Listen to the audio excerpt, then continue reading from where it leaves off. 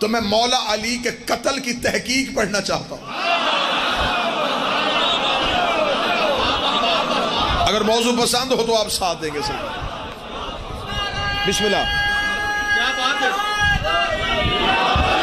40 ہجری کو یہ قتل ہوا. آج ہے 1440 ہجری. 1400 سال ہو گئے. کوفے کی مسجد میں قتل ہوا. قتل بھی کسی عام شخصیت کا نہیں، رسول کے بھائی کا، اس دور کے خلیفۃ المسلمین کا. اتنا بڑا قتل ہوا اور آج تک ہمیں مورخ نے بتایا کہ علی کے قاتل ابن ملجم تھا. یہ ہے مورخ کی زیادتی، یہ ہے تاریخ کا ظلم. اس نے صرف کرائے کا قاتل بتایا.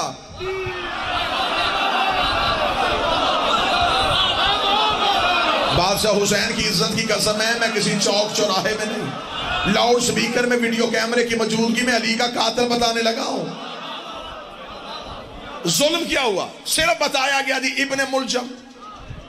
ابن ملجم تو کرائے کا قاتل تھا، اور ویسے بھی کرائے کے قاتل بھیج کے قتل کروانا ہندا کے بیٹوں کی پرانی عادت.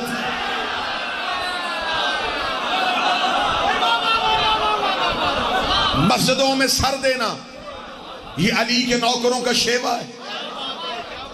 اصل قاتل ابن ملجم نہیں. آج مالک علی کی شہادت میں خاکی لکھی شور کوٹ میں 2 ویڈیو کیمروں کی موجودگی میں اس قوم کی نمائندگی کرتے ہوئے مطالبہ کرتا ہوں علماء اسلام سے، کسی عام شخصیت کا قتل نہیں، ہمارے پیر کا قتل ہے. ہمیں اپنے امام کے قاتل چاہیے. ہمیں بتایا جائے کہ قاتل چلا کہاں سے تھا، اس قتل کے پیچھے فائدہ کس کا تھا، اسے بھیجنے والا کون تھا، یہ تلوار خریدی کہاں سے گئی تھی، وہ زہر بھیجی کہاں سے گئی تھی، قطامہ کا تعلق اس خاندان سے تھا. ہم نے صرف رونا نہیں، ہمیں قاتل کے گھر تک بھی پہنچنا ہے. اب شور کوٹ میں یہ مجمع میرا ساتھ دے گا. میں ڈالتا ہوں طریق کے کلیجے میں ہاتھ، میں ڈالتا ہوں مورخ کے گریبان میں ہاتھ. ہم نکالتے ہیں طریق سے علی کا قاتل. مجھے کس بات پہ لوگ ممبر سے علی کا قتل اس لیے نہیں پڑھتے کیونکہ علی کا قتل پڑھیں گے تو کچھ ایسی شخصیات کے نام آ جائیں گے جس سے کسی کی دل آزاری ہو جائے گی. میری کوئی مجبوری کسی کی دل آزاری کے ساتھ نہیں، کیونکہ میری شخصیت کا قتل نہیں، علی میرے مذہب کا نام ہے. کسی کی چھوپڑی کو آگ لگے تو پھر لگے، کسی کا دل جلے تو پھر جلے. باپ کے قاتل کو تو بندہ معاف نہ کرے، اور قتل علی پہ مصلحت امیز خاموشی، صرف اس وجہ سے کہیں رزق مند نہ ہو جائے. تو رزق تو تقسیم ہی نجف سے ہوتا ہے، سانسیں تو مشہد سے ملتی ہیں. پوری ڈٹ کے میں قتل علی کی انکوائری پڑھنے لگا ہوں. 1400 سائل ہو گئے لوگوں کو اس فائل کو دبائے ہوئے. اجازت ہے جی پڑھا جائے. داد کی چھٹی توجہ پوری رکھنی، بچے خصوصاً ذہنوں میں رکھنا. اندھا قتل ہو جانا جی، کسی چوک چوراہے میں قتل ہو اور قاتل کا پتہ نہ چلے. سب سے پہلا ذہن میں سوال یہ آتا ہے کہ پتہ کرواؤ مقتول کی دشمنی کس سے تھی.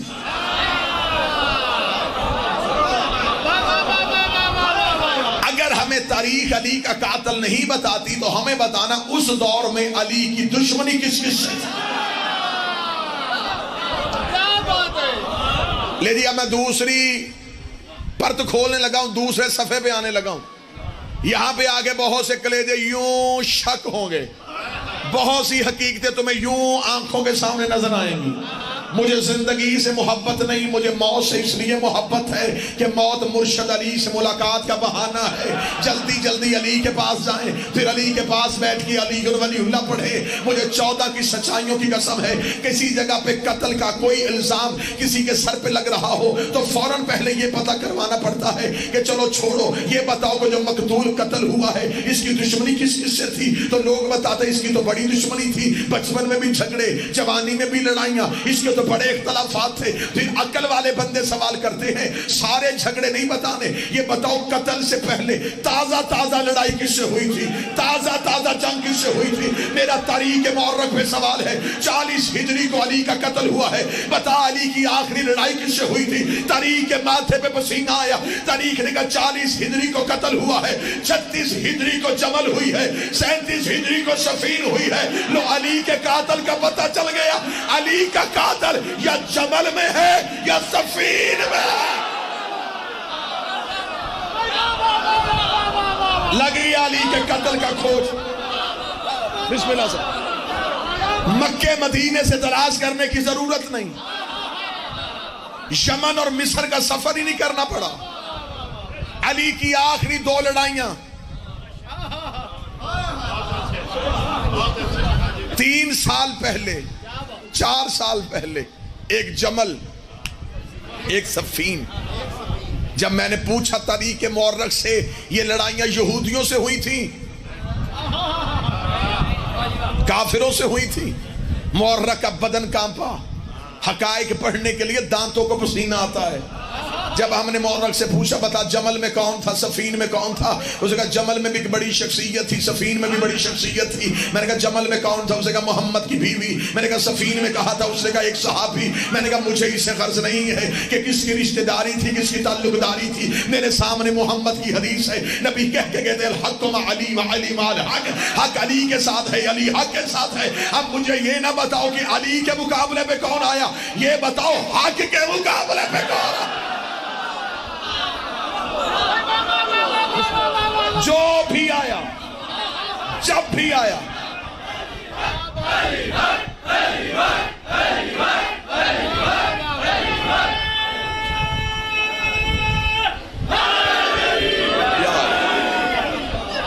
موضوع پسند ہے یا نہیں پسند ہے؟ پڑھا جائے اس پہ، بات کی جائے جی اس پہ۔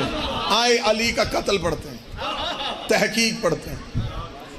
ایک جمل ایک صفین، جمل میں بھی بڑے بڑے لوگ، صفین میں بھی بڑے بڑے نام۔ لیکن میں نے پہلے کہا مجھے ناموں سے کوئی غرض ہی نہیں، مجھے کسی نام کا کوئی خوف ہی نہیں، قتل میرے پیر کا ہے، میں علی پہ سمجھوتا کیسے کروں؟ دنیا جھوٹے نہیں چھوڑتی، میں سچا چھوڑ دوں؟ دنیا کمی نہیں چھوڑتی، میں سید چھوڑ دوں؟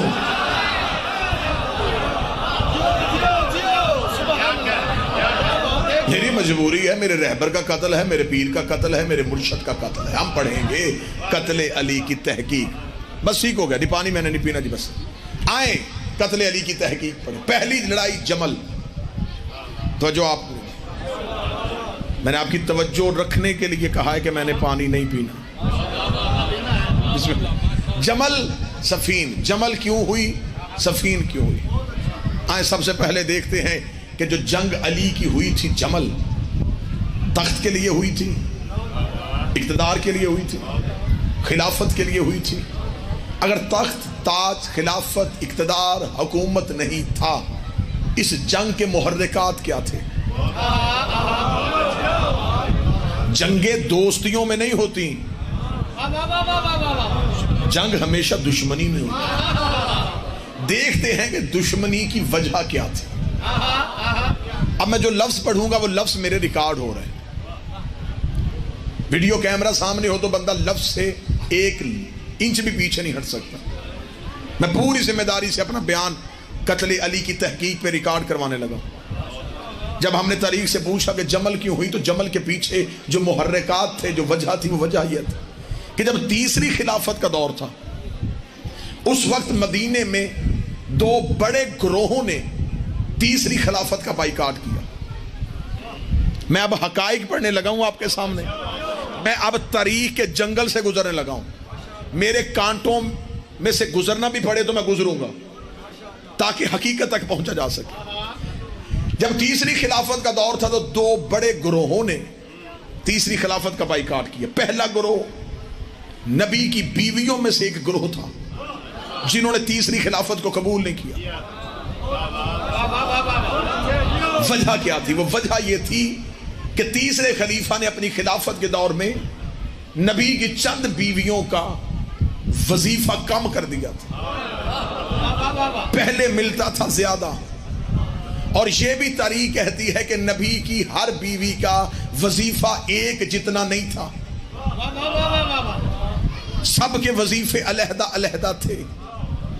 ایک ہی نبی کی بیوی ہے جس نے بیت المال سے کبھی کچھ نہیں لیا.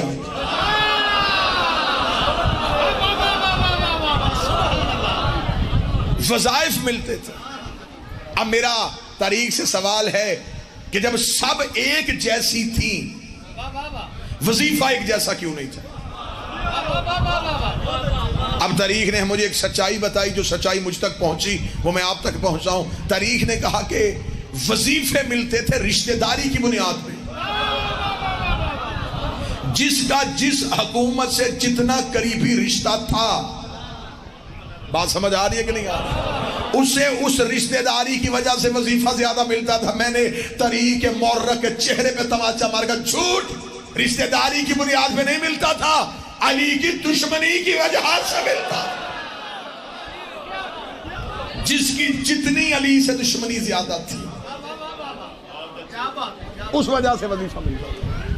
اب جب تیسرے خلیفہ نے وظیفوں میں کمی کی تو نبی کی ایک زوجہ جنہوں نے علی سے جنگ کی، یہ مدینہ چھوڑ کے بصرہ منتقل ہو گئے کہ جب تک اس خلیفہ کا دور ہے میں مدینے نہیں رہوں گی. یہ ناراض ہو کے بصرہ چلی گئی. توجہ سے بات سنیے گا، میں نے داد کی چھٹی دی ہے، توجہ کی نہیں. اب یہ بصرہ چلی گئی. دوسرا گروہ جنہوں نے تیسری حکومت کو تسلیم نہیں کیا وہ کون تھے؟ یہ مدینے کے پرانے رہنے والے لوگ تھے. انہوں نے کیوں نہیں قبول کیا؟ وہ کہتے تھے کہ ایک شخص ایسا تھا جسے نبی نے اپنی زندگی میں مدینے سے نکالا تھا. نام اس کا مروان تھا، حکم کا وہ بیٹا تھا. یہ دونوں باپ اور بیٹا ہمارے نبی کی نقلیں اتارا کرتے تھے. رسول نے نفرت کی وجہ سے ان سے اظہار بیزاری کی. خدا نے جبریل کے ذریعے پیغام بھیج دیا کہ تو برداشت کر لیتا ہے، مجھ سے نہیں ہوتا، انہیں مدینے سے نکال. یہ باپ بیٹا نبی نے مدینے سے نکالے تھے اور کہا تھا میرے بعد جو بھی تخت پہ آئے وہ انہیں اور باہر نکالے تاکہ یہ مدینے واپس نہ آ سکے. پہلی دو خلافتوں پہ نبی کی وصیت پہ عمل کیا گیا. تیسرے خلیفہ کا جب دور آیا اس نے بجائے اور دور بھیجنے کے واپس مدینے بلایا. مدینے بلا کے مصر کا گورنر بنا دیا. حقائق سنتے آئیے گا. اب یہ مصر کے گورنر بن گیا وہ، اور مصر اس دور کی سب سے امیر ترین ریاست تھی. سب سے زیادہ بیت المال میں پیسہ مصر سے آتا تھا. جہاں سب سے بڑا امانت دار بٹھانا چاہیے تھا وہاں سب سے بڑا خائن بٹھا دیا گیا. جب یہ خبر مدینے کے ان لوگوں تک پہنچی تو انہوں نے بھی تیسری خلافت کا بائیکاٹ کر دیا. ٹھیک ہو گیا جی. میں جنگ جمل کی وجہ پڑھنے لگا ہوں.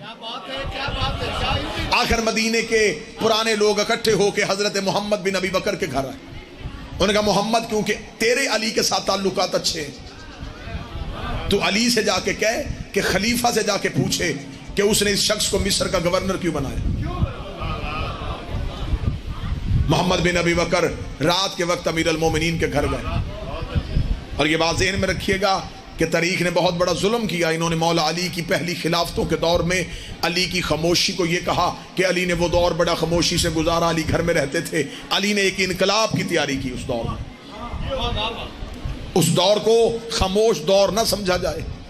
ایک بات لکھ کے مورخ نے علی کے سارے دور پہ ظلم کر دیا کہ علی جی اس دور میں گھر میں قرآن جمع کرتے تھے. وہ کون سا قرآن تھا جو علی کے پاس نہیں تھا؟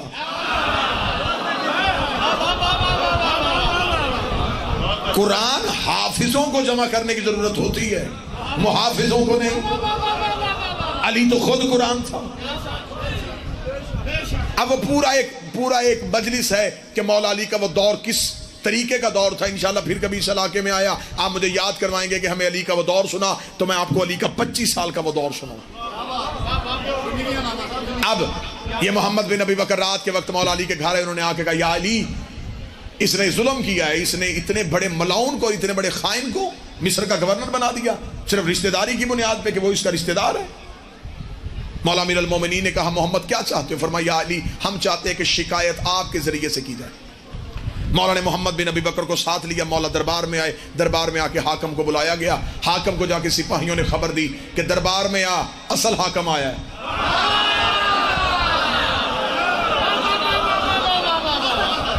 نبی کا بھائی, دماد پیغمبر, وارث رسول, وصی پیغمبر علی تشریف لائے. یہ اٹھ کے آیا. اٹھ کے آگے پوچھا جی یا علی آپ زحمت فرمائی, آپ کوئی نوکر بھیجتے, کوئی حکم تھا؟ مولا نے فرمایا میں تجھ سے مسلمان مدینے کے رہنے والوں کی یہ شکایت پہنچانے آیا ہوں کہ تو نے مروان کو مصر کا گورنر کیوں بنا جبکہ تجھے نبی کی حدیث یاد نہیں. اس نے کہا اچھا یا علی اگر آپ نے کہہ دیا تو ہم ایسا کرتے ہیں, ہم اسے اس کی گورنری سے معزول کر دیتے ہیں. آپ مجھے بتائیں کہ اس کی جگہ پہ کسے لگائیں. اور فوراً ہی کہہ دیا کہ یہ محمد آپ کے ساتھ آیا. اگر آپ کہیں تو محمد بن ابی بکر کو اس کی جگہ مصر کا گورنر بنائیں. فوراً کہا جلدی کر, خط لکھ مروان کے نام کے, محمد بن ابی بکر میرا خط لے کے تیری طرف آ رہا ہے. جو ہی محمد بن ابی بکر تیرے پاس پہنچے اپنے آپ کو عہدے سے معزول سمجھ, مکمل مصر کا کنٹرول محمد بن ابی بکر کے ہاتھ میں دے کے فوراً مصر سے نکل جا. وہ خط لکھا, مہر لگائی, خط محمد بن ابی بکر کے ہاتھ میں ہے. محمد بن ابی بکر نے خط کو لیا. مولا امیر المومنین دربار سے نکلے. محمد پیچھے پیچھے چل رہا ہے. محمد بن ابی بکر دل میں سوچ رہے تھے کہ علی کے آنے کی وجہ سے بڑی عزت کی حاکم نے, اس نے اتنی جلدی فیصلہ کر لیا. جو ہی علی کے گھر کا دروازہ آیا, علی گھر میں داخل ہونے لگے. محمد بن ابی بکر نے روکے کہا مالک اگر آپ حکم کریں تو کیا میں ابھی مصر کے لیے روانہ ہو جاؤں؟ علی کا ایک قدم گھر میں تھا, دوسرا باہر تھا. علی نے پیچھے مڑ کے دیکھ کے کہا رات کے وقت سفر نہ کرنا.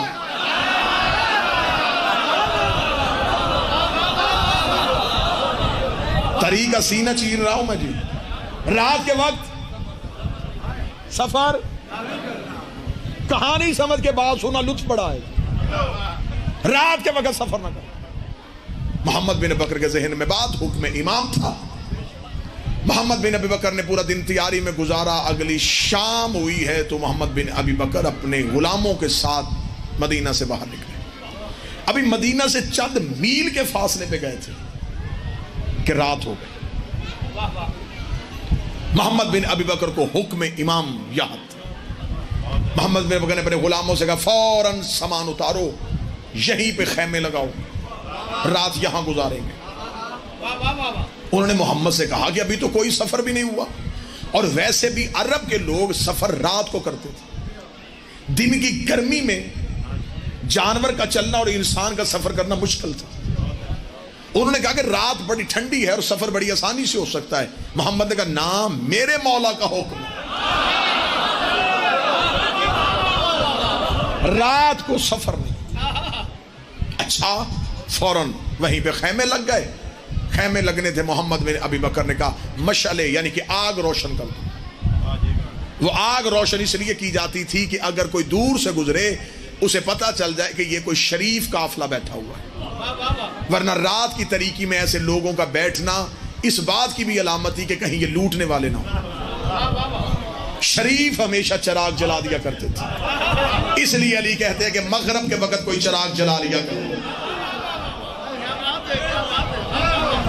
مشعلیں روشن ہو چکی تھی. محمد بن ابی بکر خیمے میں مصلی بچھا کے تسبیح الہی میں مصروف تھے.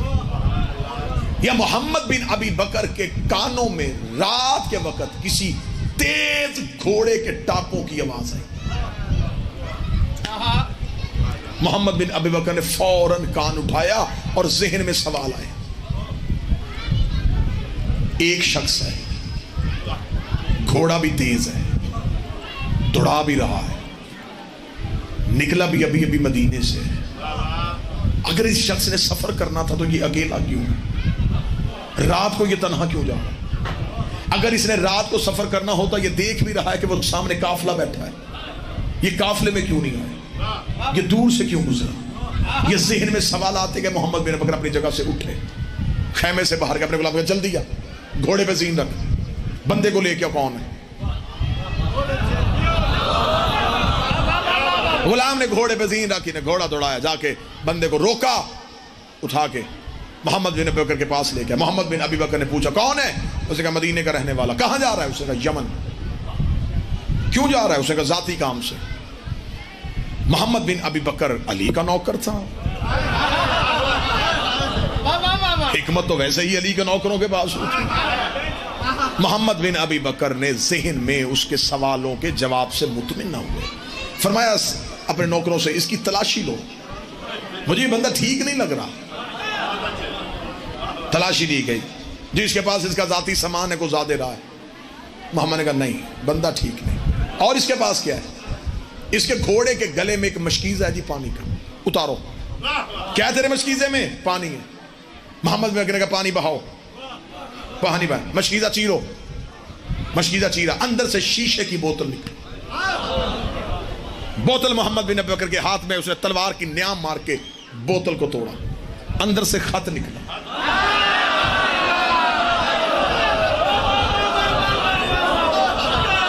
خط کھولا گیا، سنتے ہیں صرف سنتے ہیں، خط کھولا گیا۔ خط کھولا، اس میں لکھا تھا یہ حاکم کی طرف سے خط ہے، محمد بن ابی بکر میرا ایک خط لے کے تیری طرف روانہ ہو چکا ہے، اس کے پہنچنے سے پہلے میرا تیز رفتار گھوڑا سوار تیرے پاس پہنچ جائے گا، فوراً ایک لشکر کو لے کے مصر کے باہر کھڑا ہو جا، محمد بن ابی بکر کو رستے میں قتل کروا دے، اس کی لاش کسی ویرانے میں پھینک دے، نیچے مہر نیچے دستخط۔ محمد بن ابی بکر نے خط بند کیا، منہ مدینے کی طرف کر کے کہا او سفروں سے بچانے والے، واہ علی واہ علی۔ میں تو پریشان تھا کہ میں نے مشکل موضوع شروع کیا ہے اور اتنے بسم اللہ بادشاہ حسین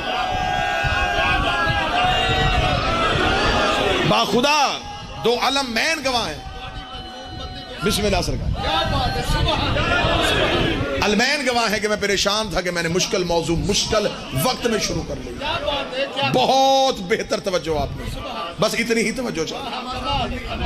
اے سفروں سے بچانے والے، تو نے احسان کیا نوکر۔ محمد نے بندے پکڑا، سیدھے مدینے۔ علی کی دہلیز میں بھی جا کے محمد رکے تھے، علی کی اندر سے آواز آئی بندہ گرفتار ہو گیا۔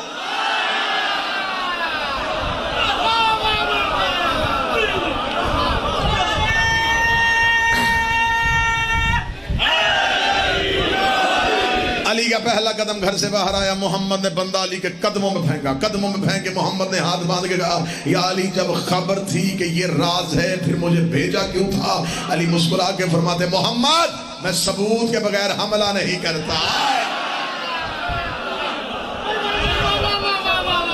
علی کا مقابلہ اس دور کے منافقوں سے تھا، شریروں سے مقابلہ تھا، ثبوت کے بغیر حملہ نہیں ہوا۔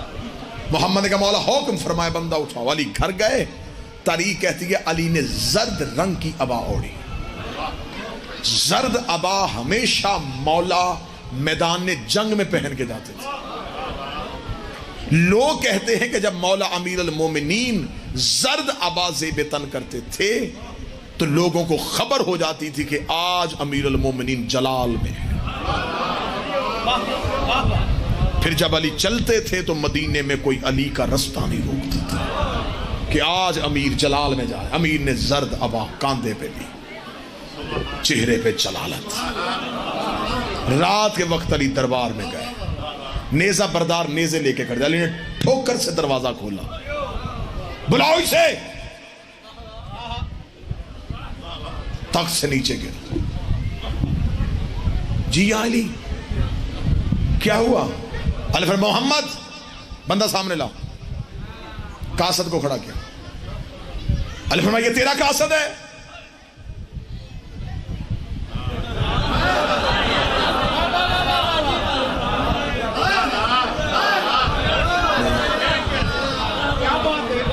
تو نے نہیں بھیجا؟ علی فرمایا محمد خط دے۔ خط لیا، خط تیرا ہے؟ سوچ رہا تھا جو سرکاری طور پہ خط لکھا جاتا تھا تاریخ کہتی ہے کہ اس کا چمڑا بھی علیحدہ رنگ کا ہوتا تھا تاکہ پتہ چل جائے کہ یہ سرکاری حکم نامہ ہے. وہ چمڑا اس رنگ کا بازار میں نہ بیچا جاتا تھا نہ خریدا جاتا. وہ مخصوص رنگ کا چمڑا تھا. مولانا نے فرمایا یہ چمڑا دربار کا ہے, مہر تیری ہے, دستخط تیرے, بندہ تیرا نہیں.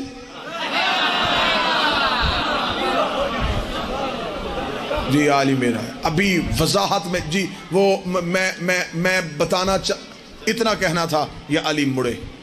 اللہ نے فرمایا اب میری کوئی ذمہ داری نہیں.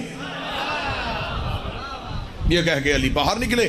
علی کا باہر نکلنا تھا, مدینے میں شور مچ گیا کہ اس نے اس شخص کو نکالنے کی خاطر محمد کا قتل کرنے کا پروگرام بنایا اور خط علی پکڑ چکے. ایک گروہ جو پہلے ہی اس رستے سے ہٹانے پہ آمادہ تھا, انہوں نے رات کے وقت گھر کا گھیراؤ کر لیا. اس مخصوص گروہ نے جب گھیراؤ کیا, یہ رات کے وقت دروازے کی دیوار کے پاس کھڑے ہو کے اس نے اونچی آواز میں کہا کوئی علی کو جا کے بتائے کہ میں بھوکا ہوں. اتنا کہنا تھا, یہ تھوڑی دیر کے بعد دو سائے گلی میں آئے. اس گروہ نے کہا روکو, کون آ رہا ہے گلی میں؟ کسی نے کہا رستہ دو, حسنین آ رہے ہیں. حسن کے ہاتھ میں کھانا, حسین کے ہاتھ میں پانی. دیوار پہ حسن اور حسین نے پانی اور کھانا رکھ کے کہا سخی نے بھیجا ہے. اس نے فوراً دیوار کے پاس آ کے کہا شہزادو بابے سے جا کے کہو کہ میری جان خطرے میں ہے. حسن نے باہر سے آواز دے کے کہا تم نے صرف کھانا مانگا تھا. جب حسن حسین واپس ہوئے تو اس جو گروہ جس نے گھراؤ کیا ہوا تھا, اب انہیں یقین ہو گیا کہ اگر اس نے اب دوبارہ علی کو اپنی جان کی مدد کے لیے بلا لیا تو پھر اس کا قتل مشکل ہوگا. رات کے وقت دیوار پھلانگی, خلیفہ کا قتل ہو گیا. جو ہی خلیفہ کا قتل ہوا, خبر پہنچ گئی بصرے. بات آپ بھول گئے, بصرے کون گیا تھا؟ وہ نبی کی زوجہ. فوراً طلحہ و زبیر مدینہ سے نکلے. انہوں نے بصرہ جا کے اس نبی کی بیوی سے کہا سب سے اچھا موقع اب ہے.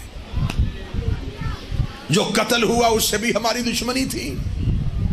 الزام لگاتے ہیں علی کے ساتھ, علی کو بھی رستے سے ہٹائیں اور حکومت اسلامیہ پہ خود قابض ہو جائے. بہت بڑا لشکر ہمارا ساتھ دینے کے لیے تیار ہے. نبی کی اس زوجہ کو بصرہ سے نکالا گیا. ایک مخصوص اونٹ منگوایا گیا جس کی شکل بھی باقی اونٹوں جیسی نہیں تھی. بالکل کتابوں میں اس اونٹ کا حلیہ لکھا ہے کہ اس کے نوکیلے دانت تھے, لمبا اس کا قد تھا, بھورے رنگ کا تھا اور بدن پہ کہیں بال اور کہیں بال نہیں تھے. اسے منگوا کے اس کے اوپر ہودج اماری رکھی گئی, اس پہ نبی کی زوجہ کو بٹھایا گیا, ایک لشکر کو ساتھ لیا اور بصرہ سے نیزے پہ اس صحابی کا کرتا لے کے نکلے. علم انہوں نے بھی نکالا تھا جن کے ماننے والے کہتے ہیں کہ اب دیکھنے سے نکاح ٹوٹ جاتا ہے.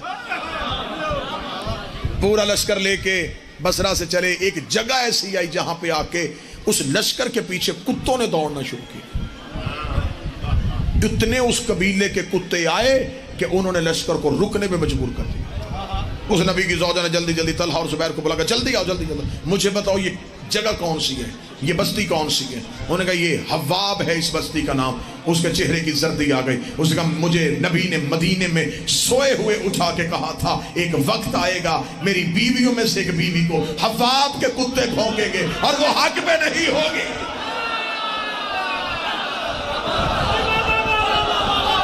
نبی نے مجھے کہا تھا, مجھے رسول نے کہا تھا مقام حواب کے کتے بھونکیں گے اور وہ حق پہ نہیں.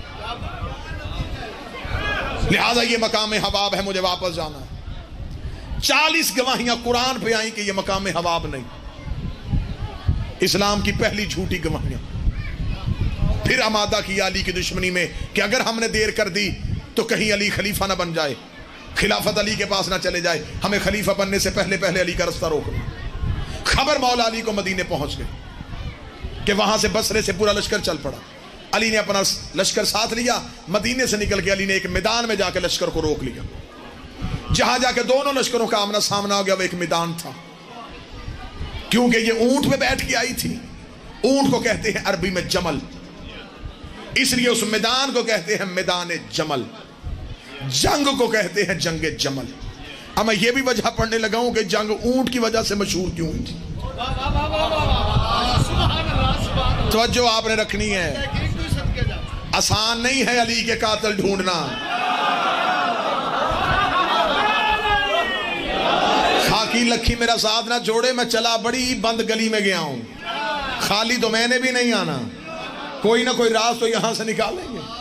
اب میدان میں جا کے علی نے رستے کو روک لیا، جو ہی لشکر کو روکا مخالف لشکر سے آواز آئی کہ علی سوچئے گا، ہمارے لشکر کی سپہ سالاری نبی کی ایک زوجہ کر رہی ہے۔ مولا امیر المومنین نے سب سے پہلے جناب حسن مجتبیٰ علیہ السلام کو بھیجا کہ جائیں جا کے سمجھائیں۔ اللہم صلی علی محمد وعلی محمد۔ شہزادہ امن سرکار حسن پہنچے، بات سن رہے ہیں کہ نہیں؟ توجہ ہے۔ جناب حسن نے آ کے انہیں کہا کہ مجھے بابا نے بھیجا ہے، آپ کی نسبت رسول سے ہے، لہٰذا آپ باعزت واپس چلا جائیں، آپ کی وجہ سے مسلمانوں کا قتل و غارت ہوگی، اسلام کو شدید نقصان ہوگا۔ انہوں نے کہا حسن جا کے بابا کو اطلاع دے کہ میں کسی صورت میں تمہیں خلیفہ نہیں بننے دوں گی۔ جناب حسن واپس آ گئے، مولا سے کہا کہ مولا وہ رکنے کے لیے تیار نہیں ہے۔ مولا اب ایک لمحے کے لیے تھے کہ کسی طریقے سے یہ جنگ رکے۔ مولا نے محمد بن ابی بکر کو اٹھایا، تو جا، کیونکہ تو ہے رشتے میں بھائی۔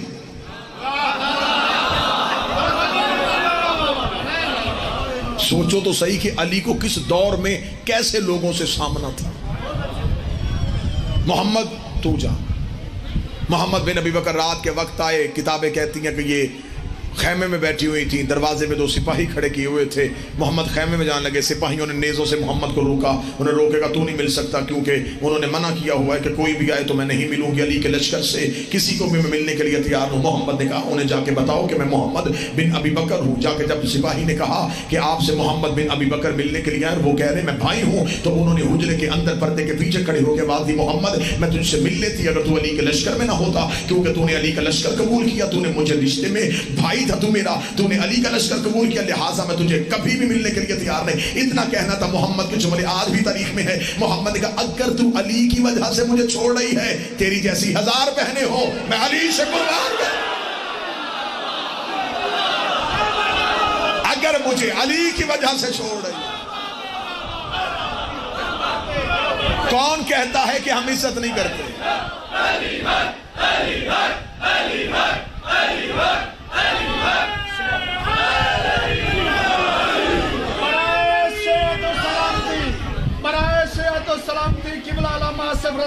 سرکار ولی العصر سے برائے صحت و سلامتی سرکار امام زمان بلندر صلوات اللہم صلی علی محمد وآل محمد۔ بادشاہ حسین عزت جائیں جا کے بتائیں۔ محمد بن ابی بکر نے کہا نا، علی کو نہیں میں چھوڑ سکتا۔ محمد بن ابی بکر واپس گئے، صبح جنگ کا طبل بج گیا۔ جتنے نوجوان بیٹھے ہوئے، بچے بیٹھے ہوئے، یہ بات غور سے سننا، میں بالکل آخری سطر پڑھوں۔ اونٹ لا کے میدان کے بالکل وسط کھڑا کر دیا گیا، اونٹ کے اوپر ہودج پہ لا کے بٹھا دیا گیا، اور اونٹ کے پیچھے صفیں باندھ لی گئی کہ اگر وہاں سے تیروں پہ حملہ ہو تو پہلے اونٹ پہ آئے، لشکر حملہ کرے تو پہلے اونٹ ہو۔ اب علی اس حکمت کو سمجھ گئے۔ علی کے مقابلے پہ کبھی یہ نبی کی بیوی لائے ہیں، کبھی نیزوں پہ قرآن لائے ہیں، صرف تاریخ کے سامنے علی کے کردار کو مشکوک کرنے کے لیے۔ اب مولا امیر المومنین اس پورے راز کو سمجھ رہے تھے۔ علی نے اپنے لشکر کو روکا، نہیں نہیں نہیں نہیں، ابھی نہ تیر انداز جائیں گے، نہ تلواروں والے جائیں گے، نہ نیزوں والے جائیں گے، رکو سارے۔ علی ٹیلے پہ کھڑے پورے منظر کو دیکھ رہے تھے کتابیں کہتی ہیں علی نے پہلے 7 بندے بھیجے، تم اترو بھائی. 7 جا کے سامنے کھڑے ہوئے، انہوں نے کہا جی ہاں 7 کے مقابلے میں 7 آئیں.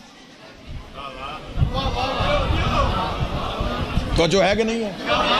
7 بندے علی کی طرف سے، 7 ادھر سے بلائے گئے.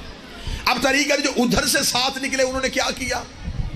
7 بندے آئے، انہوں نے اونٹ کی مہار چومی اور جا کے علی کے سپاہیوں کی تلوار کے نیچے اپنا سر کر دی.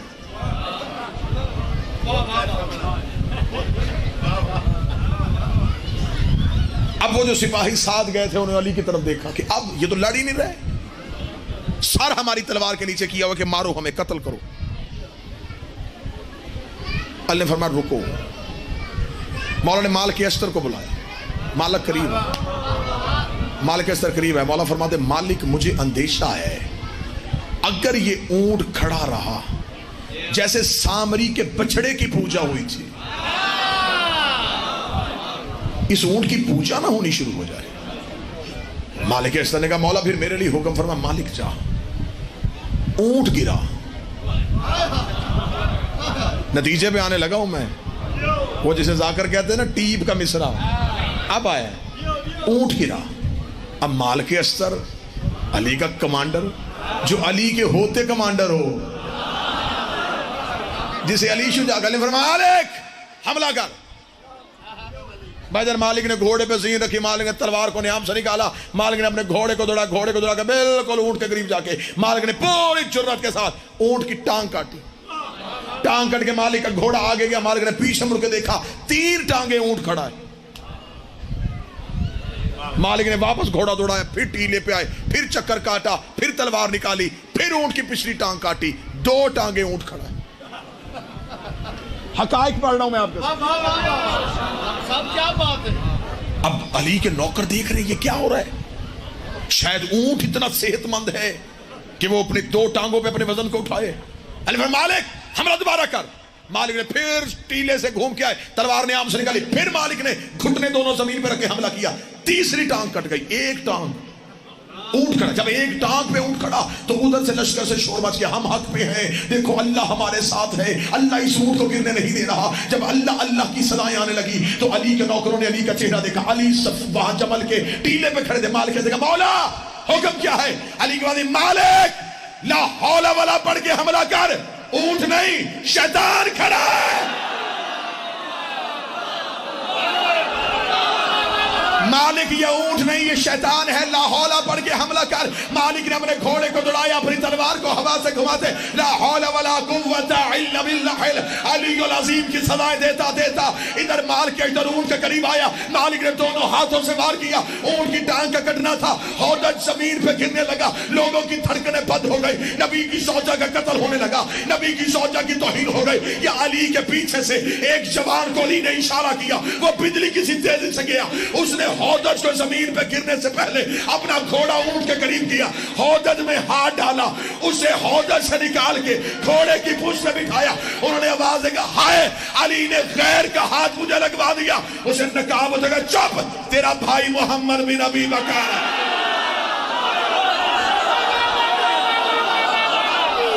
خاموش.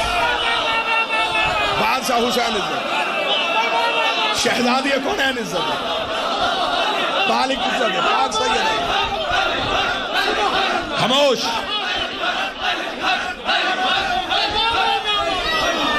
تیرا بھائی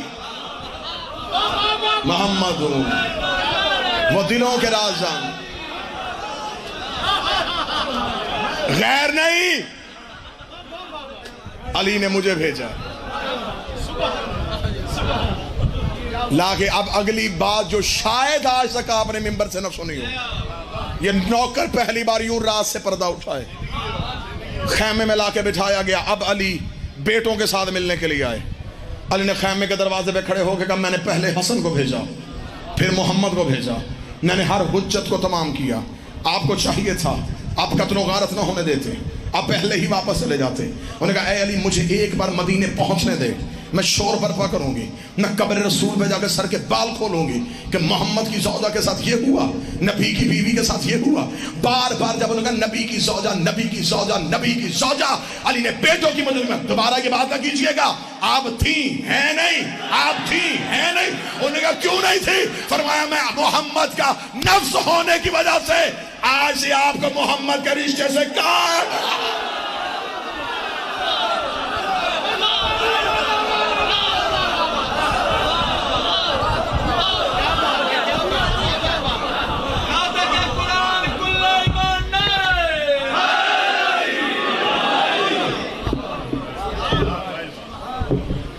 کیونکہ نکاح جسم کا نہیں، نکاح نفس کا ہوتا ہے۔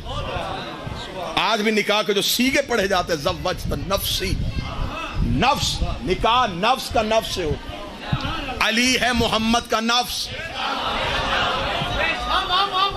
رسول کہہ کے گئے تھے میرے اوصیہ میں سے ایک وصی ہوگا جو میری نسبتوں کو ختم بھی کر سکتا ہے، جو میری نسبتوں کو بحال بھی رکھ سکتا ہے۔ جمل میں علی کی دشمنی پھیلتی پھیلتی اگلا سال ہوا، صفین آ گیا۔ مسلمان پھر علی کی دشمنی لے کے صفین کے میدان میں آ گئے، کیونکہ وقت بہت تیزی سے گزر گیا۔ یقیناً میں 4 جملے صفین بھی آپ کو سناتا کہ کون کون سے روپ دھارے گئے علی کو مٹانے کے لیے۔ جب خبر ہو گئی کہ علی میدان سے نہیں مرے گا، علی کو مقتل میں نہیں مارا جا سکتا، پھر سوچا گیا علی کو وہاں قتل کریں جہاں علی خاموش ہوتا ہے۔ یمن سے ابن ملجم کو خریدا گیا، شام منگوایا گیا۔ قطامہ نامی عورت جو شبیب کی بیٹی تھی اسے کوفے بھیجا گیا۔ پورا 1 مہینہ ابن ملجم کوفے میں رہا۔ جب اس نے پہلی نماز علی کے پیچھے آ کے پڑھی، علی نے جماعت میں اس کا چہرہ دے کے کہا اِنَّا لِلَّهِ وَإِنَّا إِلَيْهِ رَاجِعُونَ۔ یہ یمن میں رہتا تھا، یہ کوفے میں رہتا تھا، یہ بیمار ہو گیا، اس کا گھر بار اس کا اپنا کوئی نہیں تھا۔ اس کی دوا لے کے علی اس کے گھر گئے۔ علی نے اپنے ہاتھوں سے اسے دوا دی۔ اس نے اٹھ کے علی کے ہاتھ چوم کے کہا میں نے تیرے جیسا شریف امام کبھی نہیں دیکھا۔ اتنا کہنا تھا، علی کی داڑھی آنسوں سے بھیگ گئی۔ علی رو کے کہا پھر میری بیٹیاں یتیم نہ کرنا۔ بسم اللہ، رستہ دیں۔ مالک نوحہ خان، مولا کے ذاکر، بادشاہ حسین عزتوں کے ساتھ سلامت رکھیں۔ ایک پردیس، ایک عید اور پھر یتیمی۔ بس فضائل کیونکہ میں زیادہ پڑھ گیا، مختصر مصائب پڑھوں۔ بادشاہ کے تابوت کی برآمدگی، پردیس، یتیمی، علی کی بیٹی، گزر گئی عید، مسلمانوں نے بازاروں میں کی، میری قوم نے بارگاہوں میں کی۔ میرا سلام اس قوم کو جس نے کالے کپڑے پہن کے عید کی، جنہیں خبر ہے کہ اس عید پہ زینب یتیم ہوئی۔ مسلمانوں کی بیٹیاں خریداری کرتی رہیں، میری قوم کی بیٹیاں علی کی عزاداری کرتی رہیں۔ ہم عید کے منکر نہیں، لیکن ہمیں آل محمد کے غم سے بڑا پیار ہے۔ سادات و غیر سادات سے معافی مانگ کے کہوں، بیٹیوں کو عید والے دن تو پیک کے گھروں کی آس ہوتی ہے۔ کسی کا بھائی عید دینے آتا ہے، کسی کا بابا عید دینے آتا ہے۔ زینب کو بابے کے بعد پہلی عید کوفے میں آئی۔ حسن نے سر پہ علی والا امامہ رکھا، بہن کے گھر گئے، رو کے جا کے کہا زینب آج بھائی بن کے نہیں، آج بابا بن کے آیا ہوں، میری حسرت ہے تو جیسے بیٹیاں باپ سے مانگتی ہیں مجھ سے کچھ مانگ۔ مصلی سے اٹھی علی کی عالیہ بیٹی، بھائی کے گلے میں باہیں ڈال کے کہتی تیری جوانی کی قسم ہے، میں نے تو زندگی میں بابے سے بھی کبھی کچھ نہیں مانگا تھا۔ حسن مولا کی آواز ہے پھر میری حسرت ہے تو مجھ سے کچھ مانگے میں تجھے دوں۔ رو کہتی ہیں حسن میں جو مانگوں وہ دے دے گا۔ فرمایا फरमाया तू जो मांगेगी मैं दूंगा। हसन मौला ने हुसैन के सर पे हाथ रखा, रखे कहा मैं शबीर जामन देता हूँ, तू जो मांगेगी मैं दूंगा। जो मातम करने के लिए है रोई तड़पी, रो कहते फिर मेरी मिन्नत है एक बार गाजी से कहे मेरे बाबे अली के कपड़े पहन के मेरे घर में मुझे चल के दिखाए, मैं गाजी को चलता हुआ देखूंगी, मुझे मेरा बाबा अली याद। आज रोको, आज रोको, एक बार गाजी से कहे मेरे घर में आए, मैं चलता हुआ अब्बास देखूं, मुझे मेरा बाबा याद आए। आई तो बाबे की शाही देखनी थी। सदर दरवाजे पे खड़े थे अली बेटी के इस्तकबाल के लिए। अमारी पे हाथ रखेगा अस्सलाम अलैका या अहले बैत नबुव्वा। अमारी के अंदर से आवाज है अलैका सलाम, बाबा बेटी का सलाम है। किताबें कहती अली ने अमारी का पर्दा हटाया, अलैया अलैया या बिनती, मेरी बेटी मेरे करीब आ। मेरी शहजादी का चेहरा बाबे के करीब गया। अली ने कांपते हुए हाथों से बेटी की आंखों से नकाब हटाया, रो के फरमाया आलिया एक लम्हे के लिए आंखें खोल। रो के कहती बाबा मुझे बड़ी शर्म आती है। फरमाया हुक्मन कह रहा हूँ आंखें खोल। बीबी ने आंखें खोली।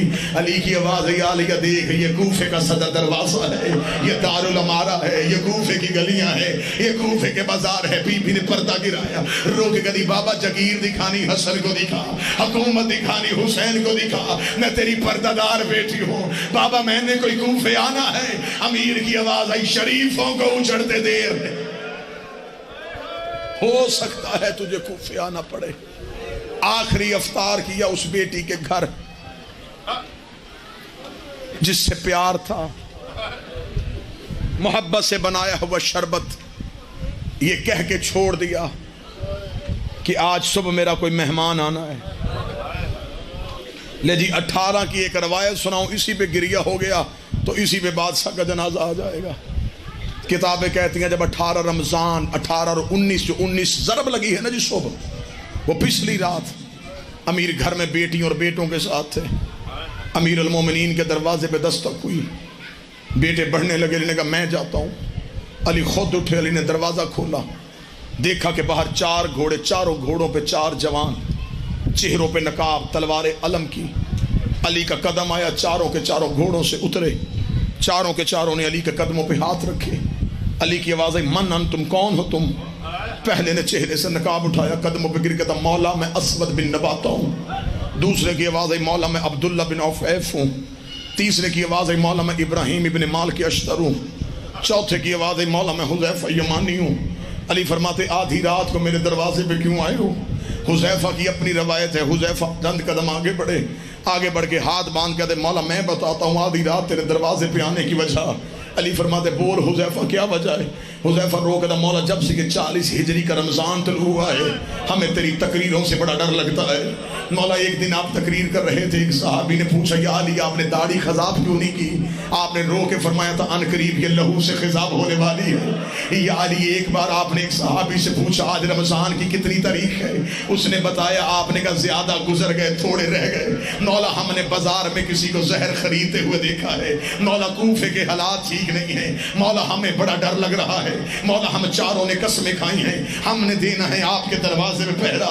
या अली आप मस्जिद में जाएंगे हम साथ जाएंगे, आप कहीं भी जाएंगे हम साथ जाएंगे। या अली हम चारों ने पहरा देना है। इतना कहना था अली की आवाज़ अल्लाह तुम्हें जज़ाए खैर दे, तुमने अपने वक्त के इमाम का ख्याल रखा है। हुज़ैफा कदमों में गिर गया, खबर हमें भी है, जिंदगी और मौत के वारिस तो आप हैं, लेकिन मौला हमारी मिन्नत है बेटियां आई हैं मदीने से, परदेश में बेटियां यतीम न करना। अली की आवाज़ आई मैं तुम्हें कहता हूँ अपने अपने घरों को वापस चले जाओ।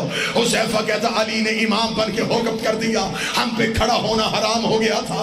हुज़ैफा कहता हमने अपने अपने घोड़ों की बागें पकड़ी, हम अली की गली से निकले। हुज़ैफा कहता मुझे पूरी जिंदगी वो मंजर न भूला जब मैं अली की गली का मोड़ मुड़ रहा था। मैंने आखिरी बार मुड़ के देखा, अली हाथ हिला के कह रहे थे हुज़ैफा अल्लाह के हवाले, हुज़ैफा मौला के हवाले।